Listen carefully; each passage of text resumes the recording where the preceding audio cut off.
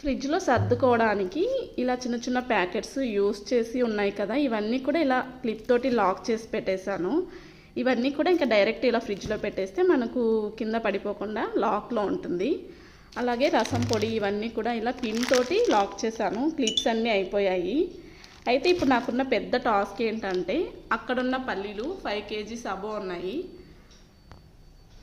అలాగే 10 కిలో అబో చింతపండు ఉందండి. ఇది ఎలాగైనా సరే ఫ్రిడ్జ్లోనే పెట్టాలి అని అమ్మ కండిషను స్ట్రాంగ్గా చెప్పింది. ఫ్రిడ్జ్లోనే పెట్టు, లేదంటే బయట ఉంటే మాత్రం నల్లగా అయిపోతుంది అని చెప్పి.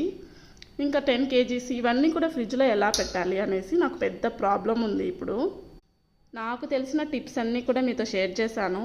ఇప్పుడు ఈ చింతపండు, ఈ పల్లీలు ఎలా స్టోర్ చేసుకోవాలి ఫ్రిడ్జ్లో అని చెప్పేసి నాకు ఒక టిప్ చెప్పండి ప్లీజ్. మీ సజెషన్ కోసం వెయిట్ చేస్తూ ఉంటాను. చూడండి, చింతపండు ఇలా కవర్స్ పెడితే గలీజ్గా ఉంటుంది.